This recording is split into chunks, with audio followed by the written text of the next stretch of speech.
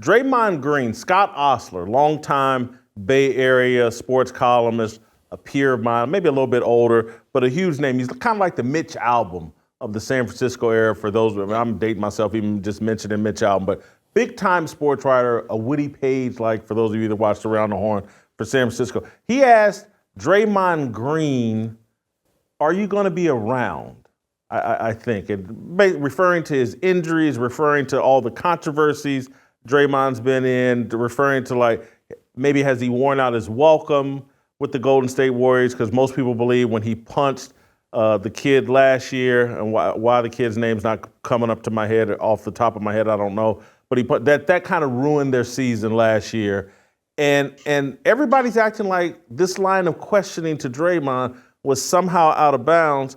And Stephen A., I believe, jumped in and starts talking about how you have to be careful about how you ask a black man a question. It's SOT number 3. Play the clip. I'm just simply saying, as a black man, talking about the question that was posed and how that question was posed, how it could be interpreted. And I say respectfully to Scott Ostler, that's my only issue.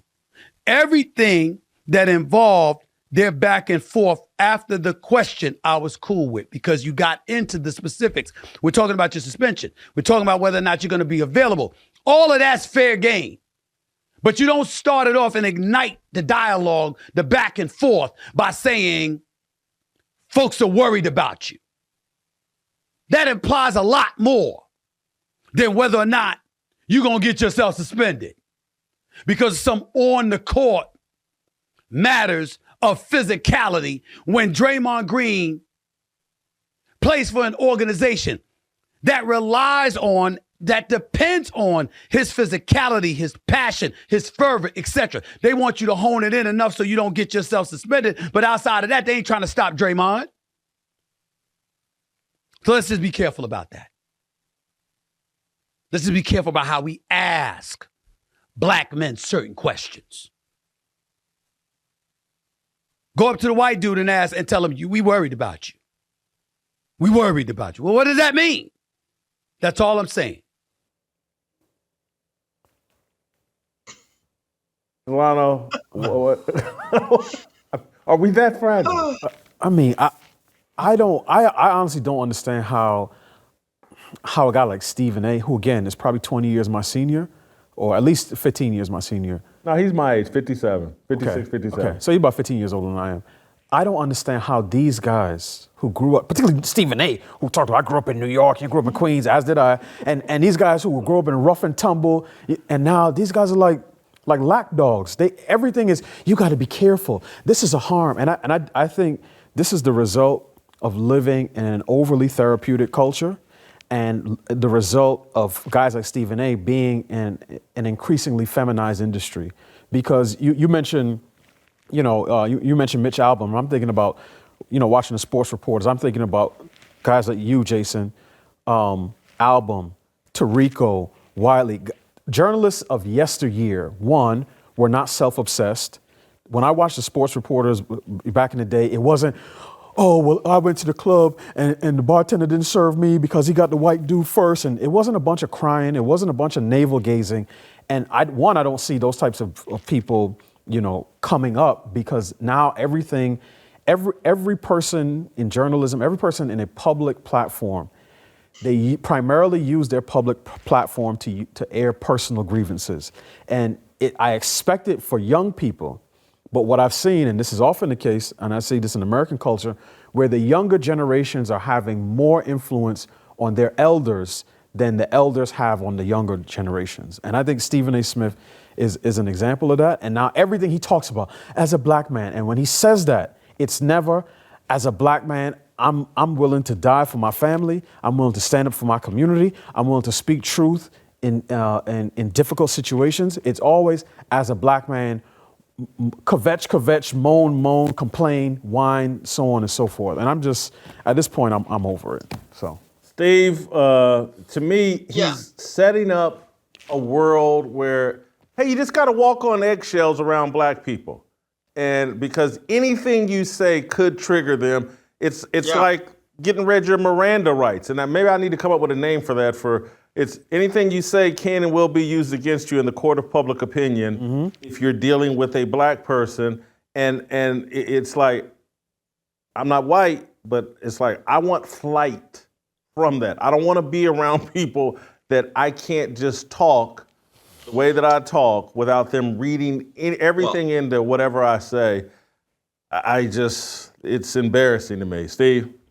Jason Delano, I'm not quite as old as Jason, but I'm old enough to know and read Scott Ostler when I was a kid at the LA Times. He's a very accomplished journalist, very fair. I've never thought he was the type of guy that would intentionally antagonize or inflame somebody. He's really not that style of guy, because if Stephen A. Smith didn't like that question from Scott Ostler, he should have been there and read some of the stuff from Peter Vesey back in the 80s and 90s. But I'm going to go back to my original point about the standards they set really meaning what they think of you. It's almost as if Stephen A. is saying about Draymond or other black athletes, hey, we are emotionally unstable and not intellectually good enough to deal with a question of that nature. Now, personally, I thought Draymond's answer was fine. I liked it. They had a back and forth. He answered that question, and that's the story. But when you constantly put on kid gloves for anybody or any group of people, that is inherently saying over the long term, you're a kid. You are a child. That's why they call it kid gloves. Yeah, you're not to be respected. And Steve, I love your point. He's basically saying you're too emotional. He can't handle that. Don't you understand what Draymond's all been through?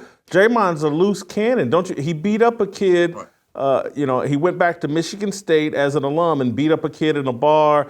He beat up Jordan Poole. Don't you understand how unstable Draymond Green is? Don't ask him that type of question. You could trigger him, and it's embarrassing. And it's like they have set up this world of low expectation. It's almost, I've thought about this unrelated to this.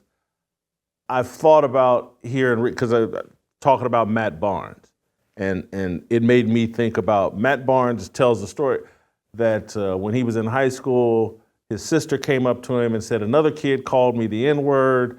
And literally, we've set up this standard of like, there's certain things white people say that give me permission to come completely out of character and be violent or disrespectful towards them because they've said something that has triggered me.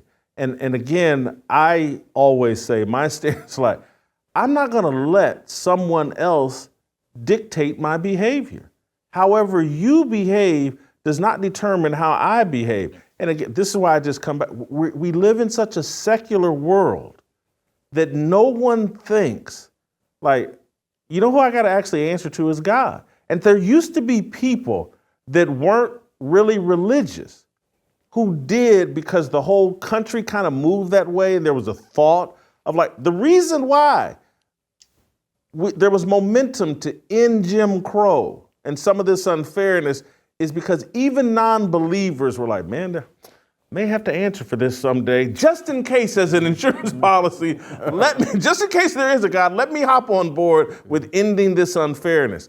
And so that's constantly in my mind. And again, I wish it was in my mind when I sat down before a plate of food. I wish I need to get there where I think I got to answer to God. But on a lot of things, that's what I think about. Hey, go ahead, Steve. Yeah, and I want to, in terms of Stephen A. Smith, he lives in a bit of a glass house. And I give Stephen A. credit. He's been very combative. He's not a wallflower. He's gotten into it with athletes. And then someone else could say, Stephen, shame on you. You should know better than to treat and to handle a young athlete like that. Be careful. I have never gotten into the business, really, of judging other writers or journalists, because we all come in with a different type of mindset, different type of style. We all have different stories that we're going to write. So this is going to be interesting because, again, him and Shannon Sharpe have been very bold in their recent takes over the WNBA and their fan base. This is going to be interesting because there's going to be a Malika Andrews type that's going to, again, wag the finger at the way he treats those particular athletes. Go ahead. Yeah, I was going to say, when I hear Stephen A. talk that way and said, when you're a white guy, you got to be careful. it actually reminds me that the dynamic that Stephen A. Smith is setting up between white people and black people is the same dynamic that we acknowledge between men and women. Now, in terms of people who say, well, men shouldn't speak to women in a particular way, I think most of us can understand that because you say, women by their very nature are smaller, tend to be weaker, tend to be a little bit more emotional, and guys sort of account for that. But those are biological differences. Those are differences in nature. But when Stephen A. speaks and he puts us, particularly black folk, paints us into the corner of, well, we have to be treated as if we are emotional, fragile creatures in the same way men treat women. And I'm just like, I don't want to be treated like that. And I think even the Matt Barnes situation that the story that he said that he told, I make a distinction between, okay, a person says something to you, you get upset and you go and start a fight, right? Okay.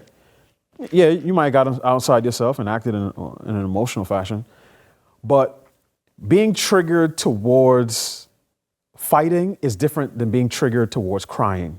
And if I'm going to choose one of those two, I'd rather guys who respond to disrespect with, all right, now I'm gonna get up in your face, than guys who respond to an innocuous question with, now I'm going to go and cry in a puddle. And when I go to my therapist on Thursday, I said, well, I was wearing a white suit at a gala and somebody asked me which way is the restroom. They must have thought that I was part of the help. And oh my gosh, as far as I've gotten in the corporate ladder and I still get treated like, I don't want to be around people like that, honestly. And I don't want those people to be around me or my children because I don't want that to rub off. Yes, Steve. Delano, as you can tell by my gray hairs, I'm older than you, but I remember there's a famous clip, and it was actually on my Twitter timeline about 2 months ago.